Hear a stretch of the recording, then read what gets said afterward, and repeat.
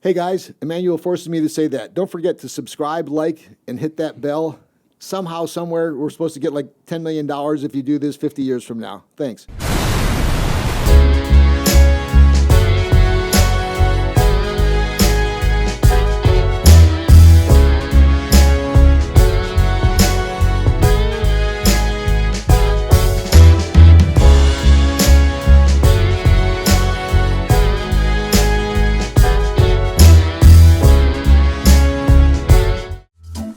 Driving directions on your phone? Oh no! That's not fun! Navigate hands-free with Apple CarPlay.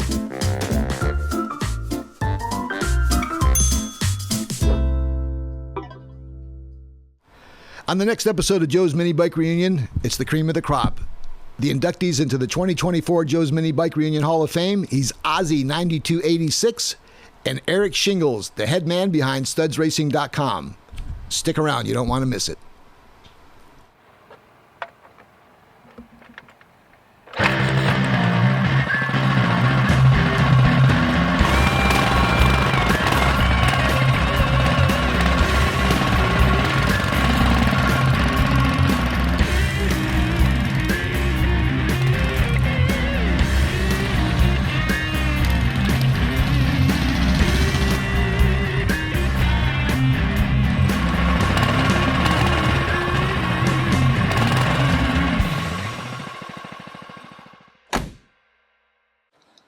Hey everybody, it's Joe from Joe's Minibike Reunion. This is episode, 2, season 9, Joe's Minibike Reunion podcast. This is the July 4th edition, and it's all about the Hall of Famers. We've got two of the hobby's most prominent guys, definitely out in SoCal, Ozzy9286, as well as Eric Shingles, the head guy over at Studs Racing in Michigan.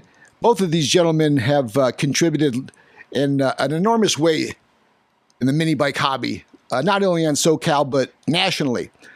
Ozzy, everybody knows him out here on the West Coast. They know him in different states as well, as he's taken his act on the road to places like Nevada. Talk about maybe going out to Mexico. Ozzy single-handedly is creating a buzz here with these ride-outs. He's also the main guy and a starter at a lot of the drag racing that takes place here at SoCal. So we're going to have a chance to talk a little bit about what's happening in the mini bike world from Ozzy's perspective.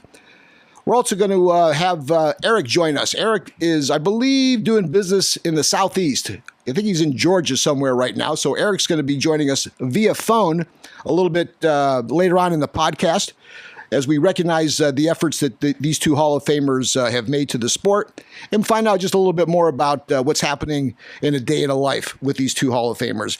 Guys, I want to take a minute to recognize our sponsors, our friends over at Pioneer Car Electronics. Don't forget, don't break up with your car, upgrade it with Pioneer. We mentioned our friends over at studsracing.com. Thank you for your support. And our friends at Small Engine Cams. Tim's going to be a busy guy this summer.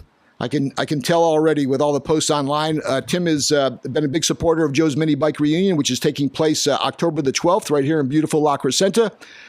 The website is up. You can pre-register now and save. Tim is the sponsor of the dyno, so thank you, Small Engine Cams, for your continued support there. We have some excitement, and we've talked to our friends over at Steady Garage. I heard from Kevin from Steady Garage, and those guys will be at the event. And, as the days have gone on since we announced the date, we've received quite a bit of feedback, a lot of thumbs up, and I appreciate that. I'd love to have all of you guys who are listening and watching come to the event. I realize that that's not possible, depending on where you are. But we're attracting folks from all over. Probably about 17, 18 different states have come out to be a part of Joe's Minibike Reunion. So again, we invite you to mark your calendar for October the 12th. I'm doing my best to make sure that it's the best Joe's Minibike Reunion to date. Okay, another exciting thing that's happening here on the home front is that, Emmanuel and I were talking about doing some different things promotionally, and we decided to launch a series of Joe's Minibike Reunion YouTube videos. We're in the process now of figuring those out. And believe me, it's not as easy as I thought. What I'm going to try to do is make these top 10 lists in these videos, I should say, because they may not all be top 10s. but many of them will have that format. For example, the top 10 performance parts to bolt on your mini bike, the top 10 vintage mini bikes, the top 10 states, which states in the United States are doing big things for mini bikes. What are they doing substantially to help it grow, to push it to the next level? Just as an example of a few. Now, these videos may be a little bit different than some of the others that you've seen out there, largely because, I don't know, selfishly, they're ones that I want to do. I'm going to take advantage of the people that I know and rely on their expertise.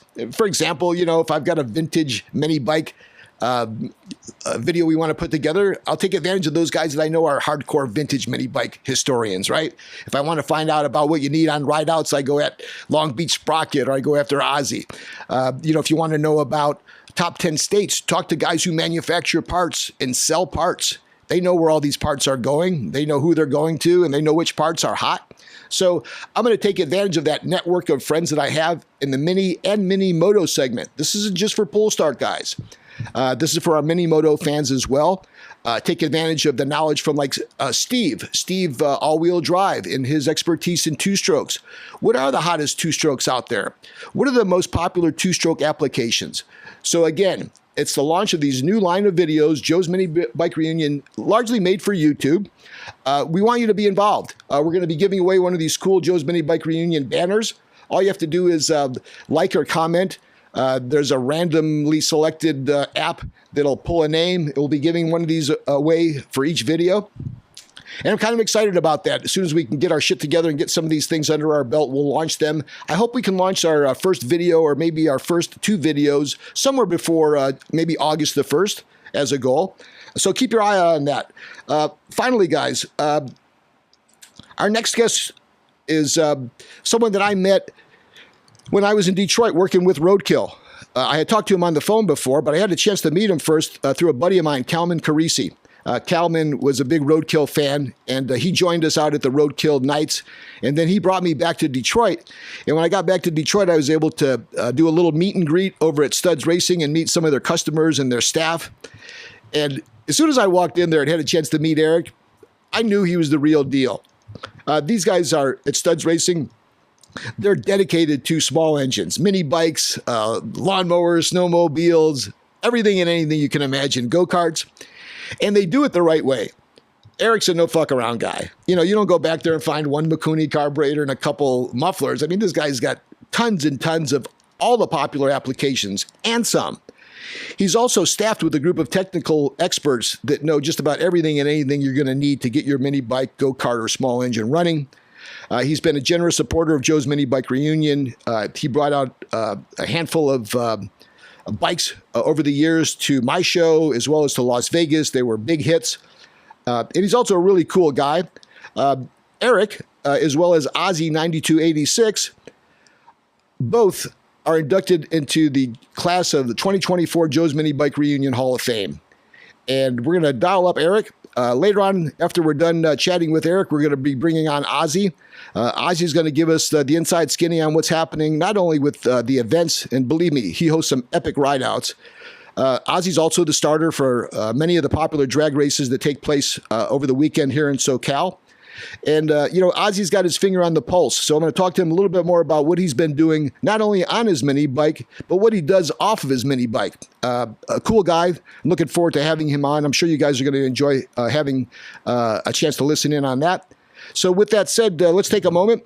Once again, I want to thank all of our sponsors for supporting Joe's Minibike Reunion podcast, Pioneer, Car Electronics, our friends over at Studs Racing, as well as our friends at Small Engine Cams.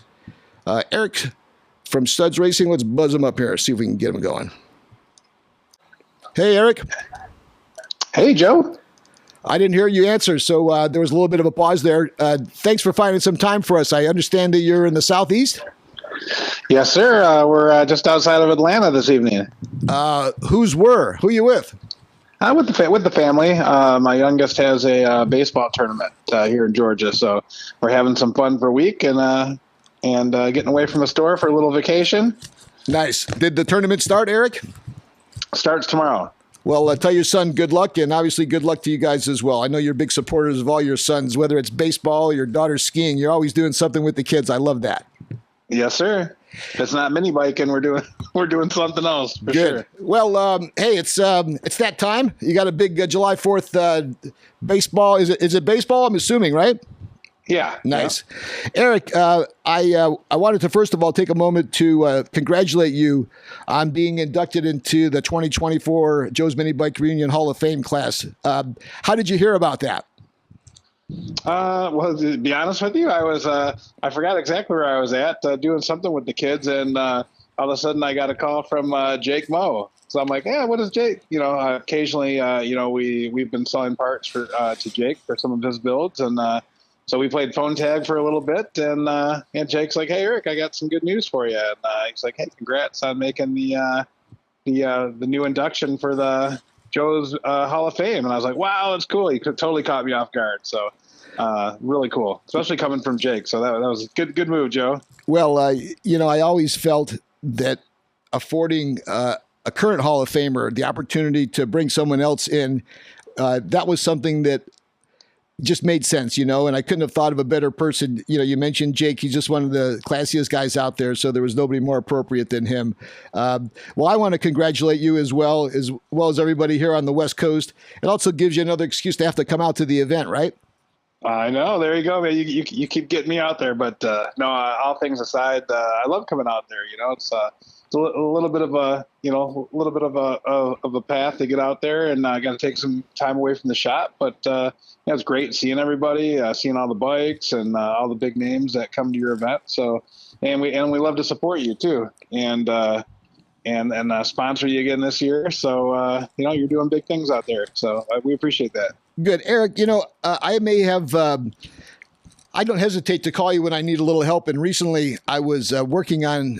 I announced earlier on the podcast that we're going to come up with a series of videos. And one of the videos that we were wanting to produce was ranking in top 10 order the top states in the U.S. that substantially contribute to and help promote mini bikes and mini motos, collectively. And, sure. You were a guide for me and one of the sources, largely because it's like, well, who's going to know where these parts are going and what parts they are, and are they going to one area maybe more so than others? Are they buying more pipes maybe than they're buying tires? Who better to see some of the trends and the points of purchase than you? And we compiled a list, and a lot of the list's results were based on some of your feedback. I wonder if maybe we could take a second. It's you and your team 24/7 on this mini bike and small engine gig. Is the phone ringing from a particular area in the U.S., maybe a little bit more notably now? Are there parts that are maybe going out the door a little bit quicker than others? Do you see any patterns in terms of where products are being purchased and what those products are that maybe you could shine a little bit of a light on to some of the listeners? Yeah, sure. Yeah, I don't have the list in front of me, but for years it was just always the same group, same people, same places. We talked about California and Detroit being the biggest for forever, for years. And then the other states taking off, like Florida, like Arizona. What else do we talk about? Texas. But it's neat though to see you just see these other states just pop up, New York, North Carolina, New Orleans, that have a big race scene going on. So, that's pretty cool. But there's still a majority of the parts still seem like on the coast, California. We just do a tremendous amount of business, even though we're far from you guys, and but we get stuff shipped out there quickly. Say Texas, Texas, we still do a lot in Texas, which I think is big. And of course, we do ship to our own home state, but we still do a big business where everybody just makes a drive, whether they're coming from Ohio or Indiana, or we had a couple of guys from Chicago come in this week. So it's crazy. They'll drive 4 or 5 hours just to take a look around and pick up some parts. So that's neat. Who else did we have on the list? I know we had Arizona. that was like rounding out the top three. Was that the third? I think without you even having a list in front of you, you covered all of them. There was one that you didn't mention, but I'm wondering, Eric, do you think that the weather has anything to do with mini biking? Because the majority of the top 10 states are Southeast, West Coast, Arizona, Nevada. Do you think the weather has something to do with the fact that maybe because you're able to ride more, that you're more into mini biking? How much of a factor do you think that plays? Well, I'm jealous because, you guys get to ride all year round. You know what I mean? So we've had some mild winters the last two. So, people have been riding. We do have it's crazy. We had a big like ice racing scene the last few years, but we've had some mild winters. So the guys aren't doing that. So we do have some big shows throughout the winter. So even though we're not riding, the guys are doing like the old school show in the early spring, or the Autorama is a big one. In the middle of January. So guys are showing their bikes, not necessarily riding them. So it's still kind of a year-round thing for us. But unfortunately, we can't ride like you guys can. Yeah, you bring up a good point. That old school mini bike show has been going on for decades. I always love the photo recap after it's completed every year. I just like the ongoing spirit of that. I remember Autoramas as a whole. You would, if you ever looking for a mini bike, they'd stick you down in the basement bowels where it'd be one guy with like a stock, little Indian with the wrong fucking wheels on it. Now they're being displayed in quantity. They're being displayed with ground up custom resto mods to vintage bikes that are nut and bolt restos. It's amazing, not only the caliber of the bikes that those two shows are drawing, but also I think it's reflective of the state of the game. There's an event taking place this weekend out here, the Hand-Built Show. Jake Moe as well as Jason Gavea, both Joe's Minibike Reunion former champions in their classes. They're going to be displaying their bike there. And that's an interesting setup, Eric. They set these hand-built cars and motorcycles, and in this case, mini bikes, they set them up like an art show. And okay. It's funny how I guess the mini bikes have found their way into mainstream. You were with me as we made advances with bringing mini bikes to the mecca of automotive when we all participated with SEMA Fest. Oh yeah, that was a blast.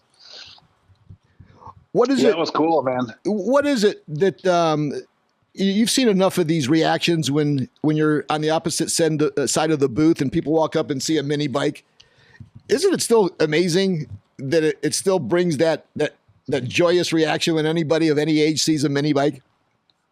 Yeah, what was cool about SEMA, you have these, 100,000, $1 million cars out there, just crazy cars. Like, you start, I brought the drag bike, to our booth, and, we started that thing up for a brief second. Man, next thing you know, you're doing a little burnout and you have like 500 people in front of your booth, and, they just like, what is that noise? What's going on? What is that? And yeah, it's, these guys have these cars, but there's still a lot of people who have never seen a mini bike before, or a mini bike that has, a performance engine on it or something. So it's cool. Yeah.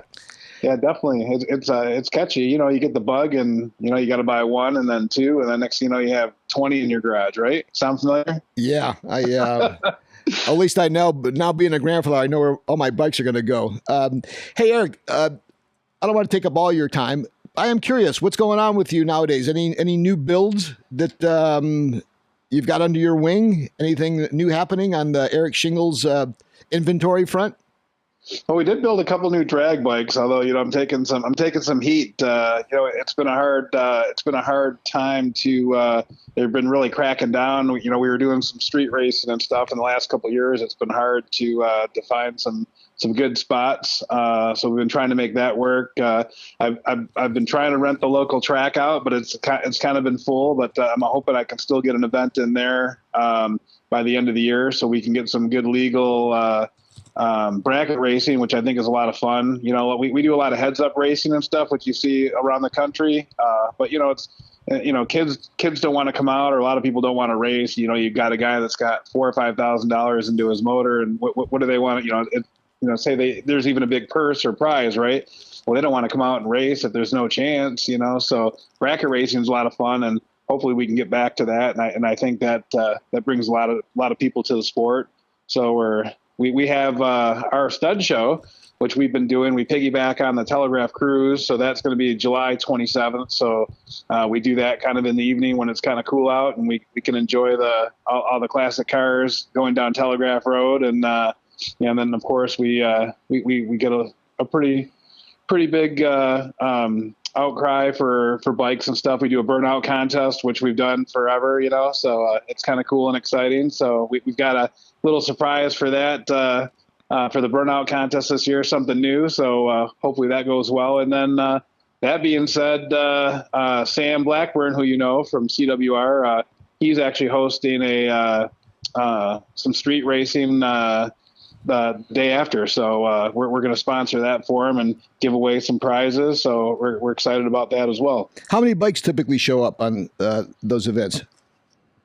Well, there used to be a lot of bikes that show up to those events, and we were having a lot of issues and stuff. So we kind of try to, as far as those go, they're kind of like pop up and, racers only. Like we don't want to try to draw big crowds. Every time we try to get big crowds, we end up usually losing our spot. So are the local PDs confiscating bikes, Eric? Has it gotten that bad there?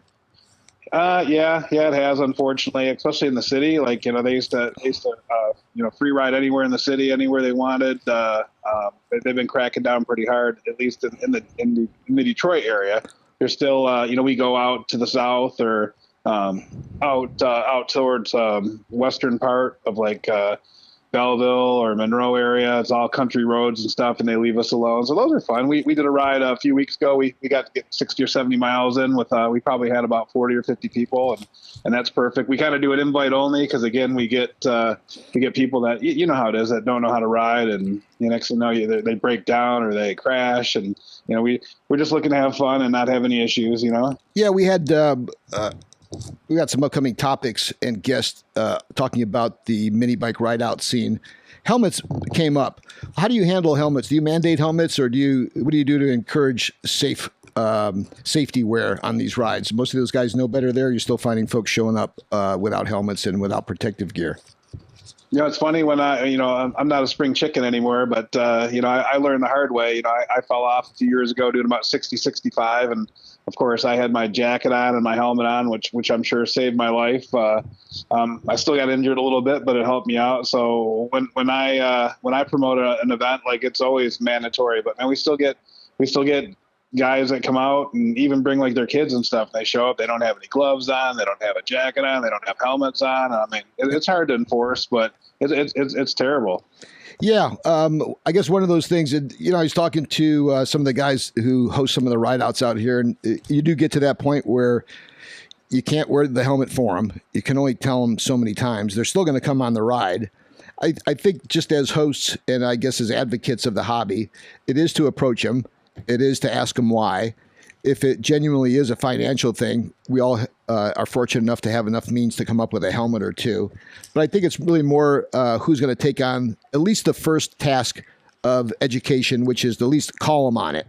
The rest of it, I think, is without being too big brotherly about it. I think it just makes sense to continue to promote the safety. You're living proof then, to your point. You have an experience where you fell. You could have really gotten hurt. So having more folks like you, I think, gives it just a little bit more impact. Eric, before I let you bounce, once again, we're here with Eric Shingles, the head mother over at Studs Racing at studsracing.com. Check them out for all your small engine needs. Available 24/7 at studsracing.com. Eric Shingles just elected into the 2024 Joe's Minibike Reunion Hall of Fame. Kind of the go-to guy out there in the Wolverine state. Eric, is there... I alluded to this a little bit earlier when we were talking about the different states. Are there any parts that are either growing in sales, or are there any areas of the aftermarket division that are catching your attention? Do you see any trends, or do you see any blips that may be of interest to some of the listeners? Yeah, I mean, honestly, performance engines as a whole, we've never seen it like this before. We just can't keep up. Like, Tillisons. building these custom engines, and either people just don't know how to do them correctly, or they just don't have the time for it. So yeah, we just have these off the shelf engines from mild to wild. You know, you can get from a stage 1 to we have all the way to stage 7, or we can custom build you anything to suit your needs or your budget. But yeah, like oh man, like we're shipping to Hawaii, shipping to Puerto Rico, shipping to Alaska. Like, we got these guys putting them in snowmobiles, and it's just and boat motors. It's just it's pretty cool. So are most of those Predators? Are those Tillisons? Are they a mixture? I mean, it's not as if you're sending out Tecumsehs or Briggs, right? You know. Yeah, that used to be our forte back in the day. But yeah, mostly, honestly, Ducar engines, which Ducar is a company that actually makes the Tillison motors and stuff. So they're making better blocks now. We've got all kinds of kits. You can get 3-inch kits, which is a 263, or you can get 236 kits. Like, the prices are way down. You can get a whole kit starting at like $450, where nice. Back in the day, even a couple of years ago, you would have to machine everything yourself, shave pistons, all these clearancing. So a lot of these parts now, just everybody's making new parts, so things are dropping. It's just a lot simpler. So yeah, guys are going faster for less money, and the parts are lasting longer. The engines are lasting longer because they're made to our specs. So yeah, it's exciting. Yeah, we used Studs Racing, purchased our Tillison kit. Jake Bo's working on now for that American Racer. Hopefully that may be something I could be sitting on sometime soon. Hey, Eric, before I let you go, is there anybody that you want to give a special mention to or a shout out that's maybe been going a little bit above and beyond over there behind the Studs counter? Yeah, who's been rocking it for me is well, Dan is my top technician, Dan Coop. So I mean, he's been building some great motors, and he's really got a lot of knowledge and know-how. So if anybody has any technical questions, please feel free to give us a call, and Dan or myself would be happy to help you. And also Sammy, which is Sam Jr. Blackburn. He's he just turned 18, and the kid has just been he's been my number one workhorse, man. He's one of the fastest mini bikes in the country. Like, he's in the 7s now on his bike in the eighth mile, which I think he even set the record briefly. And he's got a really cool bike with all chrome molly, titanium hardware, big time motor and stuff. So we actually got a picture of him out on our marquee outside on our new LED sign, and yeah, he's doing really well. So he's all grown up, and I don't know if you remember when he came to your show a few years ago. It's I think he was maybe 15 or 16, but yeah, he's all grown up, matured, and like I say, he's my number one guy now. So big shout out for Sammy. Good. Congrats to Sam and Dan as well. Yes, I remember Sam from the recent video as well. I think he played the role as the customer. Yeah, and he's also in my tire commercial too, which I'm sure you're sick of hearing. But yeah, he's in the tire commercial. So, well, we've got a couple other folks that are going to be coming on the podcast as guests. We're shooting a couple episodes today. I want to give you the guy Ozzy says to say hello to you, as well as Long Beach Sprocket, and you have a chance hopefully to see those guys in person on October the 12th, Eric, when we celebrate you as being an inductee into the Joe's Minibike Reunion Hall of Fame. I appreciate you taking the time to spend with us a little bit today. Good luck on the softball game tomorrow. And if you need anything, give us a call. Yeah, for sure. And one last thing, I was just going to say, we'll bring some goodies with us out to Kelly when we come out. So I can't wait. And keep up the good work, Joe. You've always been a generous supporter, folks. He's Eric Shingles from Studs Racing, our guest tonight on Joe's Minibike Reunion podcast. Eric, as well as Ozzy9286, are inducted into this year's Hall of Fame. Couldn't happen to a nicer guy. Thanks for joining us on the podcast tonight, Eric. We'll catch you on the next time. Thanks, man, and congrats, Ozzy. Nice. All right, folks. Before we bring on our next guest here, I just want to take a moment again. October the 12th, put on your calendar, Joe's Minibike Reunion. It is our 12th anniversary, brought to you by our friends at Pioneer Car Electronics, Small Engine Cam, Studs Racing. We also have a group of exhibitors that join us. I don't have a list in front of me because they typically wait till the last minute, but many of them you're familiar with out here on the West Coast. That's part of the experience, not only to come out with your bike, but also to see some of the manufacturers, see some of the cool parts, but also the bikes and the people, because to me, that's what it's all about. It's not about the trophies. It's not about the parking spot. It's about being together. And that's what that's what we try to do is give you guys a place annually to get together and collaborate and have a good time. It's Joe's Minibike Reunion, October the 12th. All right, folks. Hopefully you enjoyed that time with Eric. Eric will be out here this October, bringing a little bit of a sample of what's happening in the Detroit area. Those guys like to go fast. They struggle like everybody else because the cops are cracking down. And these guys, you hear them, these guys have thousands of dollars in their bikes. They got thousands of dollars just in their engines. And the risk versus reward is kind of tough. He's trying to make the bracket races happen out there as well. Definitely pushing the needle out there in Michigan and across the board. Once again, thanks, Eric. Our next inductee to the Hall of Fame and our next guest is a face that most of you guys probably recognize out here on the West Coast, and as he makes his way over. Ozzy9286 is his handle on Instagram. He's been putting together many of the epic rides that you see, not only in SoCal, San Diego, Northern California, Nevada. There's talks of everybody's wanting to go international. We got Eric selling engines internationally. We got Ozzy putting on rides internationally in the future. He's the king of the ride outs in many folks' eyes, and he's also a prominent player on the weekend drag racing scene as a starter for a lot of the escapades and fun times they have down at Anna Street. He's a face that everybody knows. You probably know him from Minibike Mafia.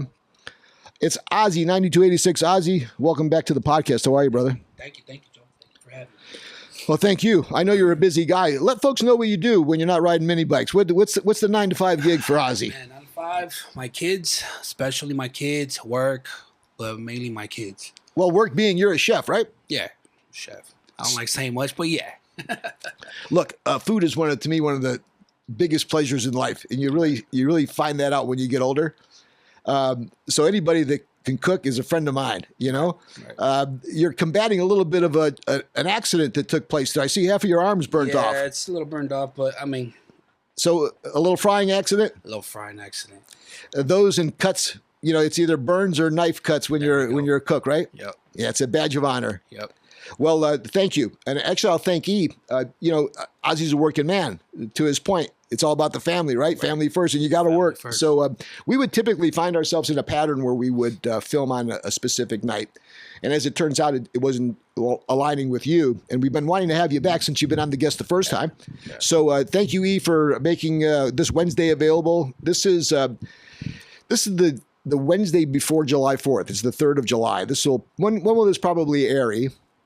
Next week. Okay. So you'll probably be hearing this after July the 4th, but Ozzy took his night off, his one night off to be with us. So we appreciate that, Ozzy. Where did you roll up from? I'm coming from Mount Monty. Okay. Mount Monty. Shout out to everybody out there in El Monte. Well, you braved a pretty serious burn. You took the time to come all the way up here from El Monte to be on the podcast. I really appreciate you. What's cracking? What's been going on with you besides putting on all these epic rides? I see that you've got a couple that are also upcoming. Yeah, I mean, we're trying to put some go-karts together. You know, I don't think it's been done. So I've been talking to my boy Carteros. Shout out to my boy Carteros. Trying to get some go-karts all together, you know.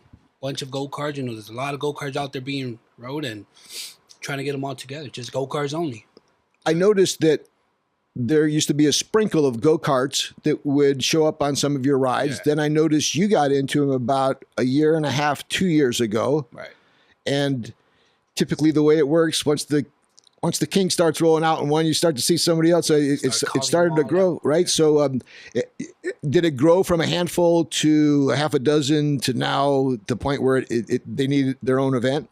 You know, no, you know, my boy Carteros, he, I watched him and I was just like, man, I need one. So it went from there, you know, and from right there, I called all my boys out from MBM and they said, let's get one. So it went all from there. Everybody started buying one and we all started coming out in go-karts. What was it when you saw his that made you have to have one? Was it just the four wheels? It was just the four wheels, him sitting down just on his phone, you know, like I was just more like, man, I want to do that. Him recording while he was riding the go-kart, you know, it looked comfortable. So I said, man, I need to get me one. Instead of wiggling around on a two-wheel mini bike that's just getting ready to kick you off. Yeah. Yeah, there's that. It's like driving a lowered slam pickup. You know, it's that whole cool vibe, right? Cruising. A little bit more assuring with four wheels on the ground instead of two, right? Yeah. And as we get older, we don't mind being a little bit more secure, do we? Yeah, there you go. All right, just sit back and just ride them. Just cool. Are the go-kart guys a different vibe than the mini bike guys? I mean, we're more probably careful. We just try to keep our distance. Is it an older group? Yeah, it's a little older. Okay. All my boys are a little older. Yeah, everyone's like 30 and up. Who are some of the boys? My boy Sergio, Diesel, my boy Mondo from 50 Felons, Carteros, of course, Alex. It's a few of us out there. Shout out to all you guys. Yeah. I used to work at Circle Track magazine, which wasn't as popular as Hot Rod and Carcraft and some of our other magazines that we worked at. But Circle Track was cool. It was anything that hooked the left was in Circle Track. Largely stock car, but open wheel. And karting was a small portion of it. And they sent me, I was the sales guy, as you can imagine, and one of the editors, up to Jim Hall Racing in Ventura. And we went through a karting course. And I got to tell you, those karts were unbelievably fast. It's deceiving as shit. You go up there thinking, oh man, I've been on a go-kart before. So you have no idea how light they are, how fast they are. I was amazed. I had a great time. Typically what happens is when anybody goes to a Jim Hall course, the first thing they do when they come home is they find a way they can buy one. And I didn't have the garage. My wife and I were just starting off. We had a young daughter. We lived in a condo. I didn't have anything to, you have to have a garage if you have a go-kart. There's just too much work you got to do on them. So I never bought one. My friend Scott Timberlake went on to become the 250 shifter kart champion. Wow. He really got into it to the point where he was into it for so long. He just gave everything away and got out of it. But when you're into that, and it is so much fun, it is addicting, isn't it? Yeah, it is. It is. They just take a lot of space. That's the only thing. Yeah. They take a lot of space. Well, they take a lot of space on the room too. So when you're riding out, you're a bigger target, aren't you? With the 5 or 6 or 10 go-karts compared to 20 or 30 mini bikes. I mean, it's a little mini bikes. You mean Well, let's talk a little bit about that. The ride outs. Congratulations. Thanks, man. The success has just been enormous. What is it about it that's making it so successful? Is it just that everybody likes to be free together? That everybody just likes defying what the man is? What's the magic behind it? I mean, I think it's just being free. You know what I'm saying? Being out there, you leave your stress out. It's a Sunday fun day because I like doing them Sundays. And bringing everybody together. And just getting out there and just riding with your boys and, leaving that stress behind. I love it. I love doing it and I'm going to continue to do it. And I love it. I really do love it, man. I may have asked you this before, and I know it's not, it's one of those questions where it's obvious to some, but what is your view of a perfect ride out? What is my view? Perfect ride out. I mean, someone that can... Got to have a good leader, right? Got to have a good leader. One, you got to know your where you're going. You got to have a meeting before you even hit the streets. Because you got a lot of these knuckleheads that just don't care. Even though you do a meeting, they just still don't stay on the course. They don't stand. Go ahead of the leader. Go ahead of you. They pass you and shit like that. And once we hit the light, we got to let them know, like, bro, slow down. Because once one of them takes off, they all start taking off, and you start fucking up the lead. So. It's happened a few times where I had to talk to a few, and they listen. Yeah. Which is cool. I've been on, I think, a couple of yours, and I will say this. I've never seen a fight. I've never seen anybody, and you've been on all of them. I've only been on a handful. I've never seen anybody really be disrespectful to anybody else. Right. I have seen folks get caught up in the moment. Right. Part of what we do, we know is illegal.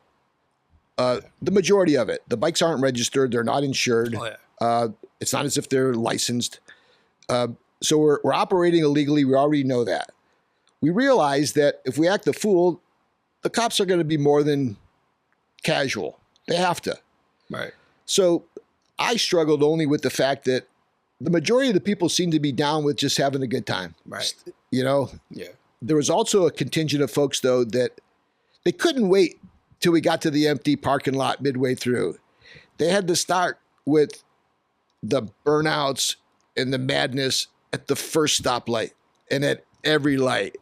And it became more about them trying to get the spotlight rather than everybody enjoying the ride. And I think that may be what is contributing a little bit to some of the guys, quote unquote, acting the fool. Right. How do you deal with that?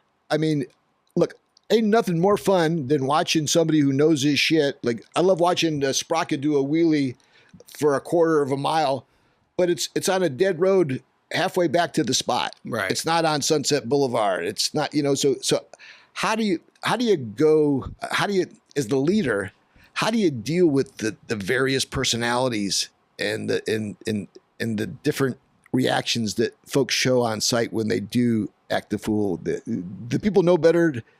I mean, every man for their own. I always said it, because I've seen a lot of people go down, and it's kind of like, you let them know the first time, but I mean, they just don't seem to give a shit, So, I mean, there's just so much you can say nowadays. So it's like every man for their own. They can all ride at their own risk, so let them be, Yeah. Let them be. Which is how you would handle any adult, right? At some point, I can only suggest a couple of things to you. You're going to do what you want to do. You're a grown-ass man, right? Exactly. On that same token, though, it is one of those things where as the sport continues to bring in new, younger folks, Right. And we're hearing a lot of that. You hear Eric from Studs. They're selling parts and mini bikes to everybody. It's really becoming a thing. You see younger folks through social media posting it. I always said once the young kids start to ask about mini bikes and they want a mini bike, it's coming up. And I think we're there. Yeah. So safety, protective gear, things that we forget about. We'll make sure we got a cold one in our rolling papers, but we may not forget the helmet. Sometimes it's just like stopping and thinking, right? Yeah. Helmet. Okay, so that aside, let's talk a little bit about your current schedule for rides. You have an upcoming ride that's happening pretty soon. This is a podcast that's taping before July 4th. It'll probably air a week after July 4th. What's coming on midway through July and the rest of the summer? July, we got Sprocket and First Pool, July 28th. Yeah, they got a big ride out. When they put they bring everyone out. I see over like 200 mini bikes with them. So July 28th, yeah. Great. July 28th. We're going to have Long Beach Sprocket on the next episode of Joe's Minibike Reunion podcast. Yeah. Long Beach Sprocket on Instagram. So we've got that ride coming up. We got that ride coming up. Yeah, if Sprocket's behind, he's going to be bringing over a nice group of folks, right? Oh, yeah, he does. Him and First Pool, they bring a lot of people. How do you go back with Sprocket? Sprocket, I think I met him at the races. Yeah. How long ago was that? Man, I'm talking like probably 4 years ago, probably 5. And what were you doing? Were you starting at the time? Or I was starting at the time, at Anna's, just learning how to get a little faster. And so he shows up? Yeah, I've seen him out there and, just started talking to him, So was he like a jockey at the time, or was he just he was just out there, doing his thing, riding his bike, like everyone else. Yeah. Interesting how he seems to have grown in stature from just showing up at the races now to leading some of the biggest rideouts out there, huh? I give him a lot for that. What's special about him? Man, good people. Really, really good people. Straight up. He's straight up. He's straight up. Yeah, he's good people. Good. Up, yeah, I haven't known him for a long time, but the short time that I've known him, that's a great description. Yeah, good people. Talented guy. Talented, yeah. I've got to find out more about him because for the life of me, I want to think I know what that bike is he rides. I think it's a fucking Joe's, but I can't be sure. I look at that engine. I have no fucking clue. It got a little hint of a Predator, but that's some shit I've never seen before. I don't know if those are two matching tires or wheels. They're the same size or not. There's no bracket on it. I don't know how the fuck he does it, but I can't figure out what he rides. All I know is it's fast as shit. And the one clue that I've always had where there's something fast about that bike is the drag bars. But there's really no other signals besides those drag bars where you're going to get a clue that he's fast. And he on that wheelie. Yeah. So there's no denying that these guys are going to show up every time you blow the whistle. Oh, yeah. Right? So what determines how often you go and like where you go? Do you like going to places you've been to before? Is the goal to expand it to maybe go to some different places? I know you had mentioned, I don't know if it was in jest or not, but maybe even going to Mexico. Yeah, we brought that up one time, me and my my club members from MBM, and it was just too risky because we saw a few videos where a couple dirt bikes went out there. Never came back. They weren't playing out there. They Yeah. don't play. So it's Yeah. like we brought that up, but we hit a few spots already. So. Well, you can do Tijuana. Yeah. You're in San Diego. You've done San Diego, right? Yeah, we did San Diego. We did Arizona. Las Vegas, Arizona, Vegas, San yeah. Francisco, San Diego. San Obviously- Francisco was really nice, man. I wish everybody could have gone out there, but that was. See, it's funny you say that. When people are like shitting in the streets and there's signs that say that keep your robbery to $900 or less, where it's almost promoted. Like, isn't it literally a shit show out there? What did you enjoy about it? Did you just like the riding environment? Just the ride and the view out there, man. Yeah. It's nice. You didn't go through the Golden Gate Bridge, did Yeah, you? we did. Oh, see, that's fucking everything. Yeah, we did. We went through it at night Yeah. and day. Yeah. It was clean, beautiful. Oh, so when Beautiful. Can-Am launched the three-wheeler, they invited a handful of us to do a ride and drive, a demo. And I was in the media at the time, and I got invited. And we rode those, and we rode those through the fog, through the bridge. Beautiful. Yeah, it was pretty nice. So but it's gotten a little bit crazy. Yeah. long. Well, they know how to do it up there in NorCal. We got our buddy Jack, who puts together a lot of these mini moto rides up there. And when you see the photos of their rides up against the Golden Gate Bridge and San Beautiful. Quentin in the background, it really is breathtaking. Yeah.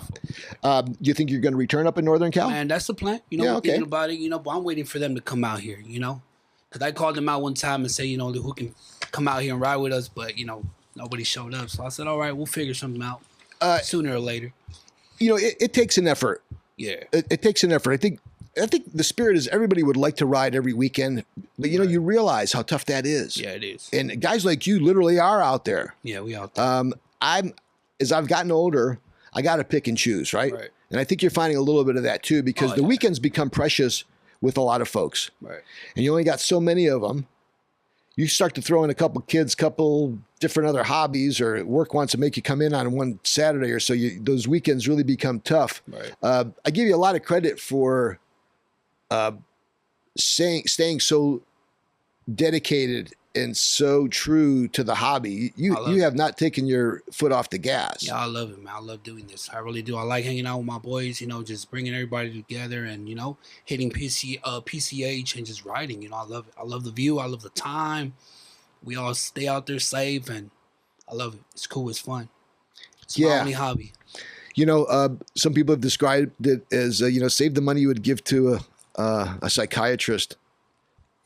Just buy a motorcycle or buy a mini bike. I've been told that so many times. I've been told, why don't you buy a real bike? And I'll be like, man, I'd rather ride with 100 mini bikers and my boys than just ride with 2 of my boys. Yep. I used to have a Harley right there and a Ducati right there, and I had nobody to ride with. Yeah. And being on those big bikes, it was kind of fun, but it wasn't as much fun. Yeah. I do morph into that same kid I was when I got my first mini bike. When I get on those mini bikes, I think there's the magic there too. Yeah, I love it. It's fun. Guys that want to know more about your rides, it's not like we post them on the LA Times back cover. There's a little bit of a reason why we kind of keep this close, right? Right. How do you distinguish, and we're kind of getting down to the last few minutes here of the podcast, but I wanted to just switch quickly to the drag racing side of things. Right. You've been a starter there how long now? I'm going to say like 2 years, flagger. Not for everybody. Yeah. Starter, flagger, Right. a lot of personalities there, a lot of money on the line, Oh, yeah. a lot of shit talking. Yeah. Who are the major players out there right now? Not just the ones that say they are, but you've started and flagged enough of these races. Who's really putting it down there in terms of the jockeys nowadays? Jockeys, I'm going to say OG. OG, this little kid, I watched him grow, and, watching him now, it's like, this kid's a bad little motherfucker, man. He got real good. He don't sleep on the line, OG, yeah, he's a real good jockey. Dylan is another one. I've seen him go up on his bike, come back down, stay on the gas. That's really hard to do. BDS powered? Yeah, BDMS. Yeah, fast lane. Yep. Yeah. So who else besides those two? Derek's another one, man. He's riders only. He is a good jockey, really good jockey. I've been watching them for years already, and just watching them, go up on a bike and hang on. I give them a lot of credit for that. Sure. I really do. Clubs out there that are really holding it down. You got Most Wanted, you got Fast Lane, you got LAX, you got Riders Only, you got Squirrel Gang. You got who else? Let me see. Those are like the main. Oh, East Side Yeah, Racing. Mike. Yeah, Mike came up with OGs the. out there. Those are the real OGs that been. Speaking of, anybody seeing Home Alone? Yeah, I see Home Alone. Good. Good jockey, another legend. Without a doubt. Yeah. One of our favorite guests here on the podcast as well. Staying on that again just for a second. And like I've heard all kinds of numbers on horsepower, and I've heard all kinds of numbers on quarter mile times, 8 mile times. What are some of the true times that are happening down there now in Anna Street? I mean, besides what you're hearing from some of the videos out there, what are some of the true times? I mean, I've seen 105. You've seen that top speed? Yeah. Really? Yeah. Who's running that? Harley. Wow. AVR. Yeah. Yeah. When I seen that, I was like, man, BDMS is another one. Hitting some big numbers. And that takes a lot. Well, those two names we've heard before. Yeah. Harley are doing a good job. Eastside Racing. Sure. Mike is another one. What do you say to the folks who say that these mini bikes ain't going 100? You've seen it then, right? I've seen it myself. At 105, you're telling They me. call them little, but go to Anna's and go see that. Go see that power. Can anybody show up at Anna? Anybody can show up. Anybody's welcome, man. I think so. Yeah. And can anybody race? You got a fast bike? Because there's a lot of fast motherfuckers out there. So don't you want to know, not only just because of the money that's at stake, but your life's on stake too. Don't you want to know a little bit about the guy next to you in terms of his skills and his capability? Or is it just like the Wild West where you just... Hop on. Okay. Yeah. I wondered how much of that... Does that really happen where newbies show up or people show up that... I think it takes some time for them to I think they probably run somewhere, they go up and down, they take some practice, whatever, before they go out there and call out the big dogs, because you got some real motherfuckers out there that actually really do this, and doing 100-mile hours, just running these bikes down. And okay, one last thing out there. Considering what we've just talked about, a lot of talented guys, a lot of guys going really fast. What are some things that folks that may have the ability, whether it's financial, let's just say maybe they're in the paving business and they've got access to blacktop, or are there any things that folks that may be listening who may have an interest may be able to help you with, or the riders on Anna Street? Are the potholes being tended to? Are there extra helmets? Is there anything that maybe you would like to have some support with? Helmets for sure. Okay. Helmets for sure, man. Helmets is a must, man. Okay. So we've talked enough about the importance of helmets. How are the roads though? They good. You got Sprocket out there, covering holes. Yeah. Yeah, he does. He be doing his thing out there. He be covering them holes out there. So, well, guys, look, what I'm getting at is that if you're a racer, right? If you're a builder, if you have, I can't see what we have. Official track. I'm sorry. We need official track. You need an official, yeah. That's what we need. Well, you hear with, I was talking to Eric earlier on the podcast, Eric Shingles from Studs, who holds it down in Michigan. And, these guys have all the talent. They've got the know-how. They've got the bikes, but there's no place to race them. The racetracks don't want any part of them. In a lot of cases, because of the size of the wheel. Right. That was always my struggle with trying to make something happen at Irwindale. It's like once I said mini bike, the risk versus reward and the opportunity for something to happen with that small wheel is what scares them all off. That's the problem. Right. I will say this, and I continue to say this. The dream track is Tucson Raceway in Arizona. It's available. I've been there before with a roadkill event. They've got a tech team that will work with you. Look, if your bike's a piece of shit, it's not going to go on the track, okay? That's good for everybody, but they'll work with you. There's camping. There's showers there. It's not too far away. There's enough room for a show and shine. There's a bar there. It's a really cool place. I would love to see everything that happens from a drag racing perspective happen on the track. That's not reality. And honestly, it's not as exciting in some cases. If you go down to Anna Street, it's a whole new experience. But I think all in all, we just want the safety to be somewhere of a concern. We talked about that. You you continue to do a great job. Thank you on behalf of not only the folks that support you on the rides, but the folks who wish they could be on these rides. I know there's a lot of guys who can't go. There's maybe folks listening somewhere in Wisconsin where they don't have any mini bike rides, or they only dream about being with you on some of your epic rides in SoCal or Las Vegas. To those folks, all I can tell you to do is stay in contact with him on his Instagram page, Ozzy9286. Right. Shout out to Minibike Mafia as well, Ozzy's club there. Ozzy, in closing, anybody that you want to give a shout out to, or is there anything that we may have missed?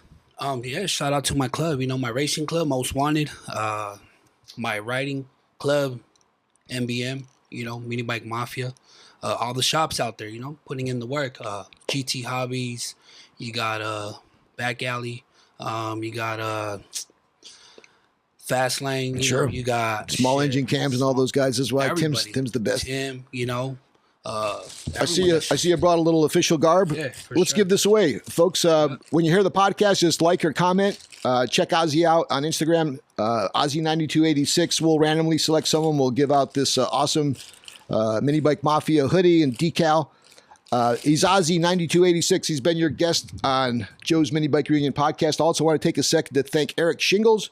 Both of these guys join me in welcoming them into the Joe's Minibike Reunion Hall of Fame. I want to thank our sponsors again, our friends from Pioneer Car Electronics, will remind you don't break up with your car, upgrade it. Our friends from studsracing.com and our friends at Small Engine Cams. Once again, everybody, we hope you had a good time. We sure did. We'll see you on the next Joe's Minibike Reunion podcast. See you next time.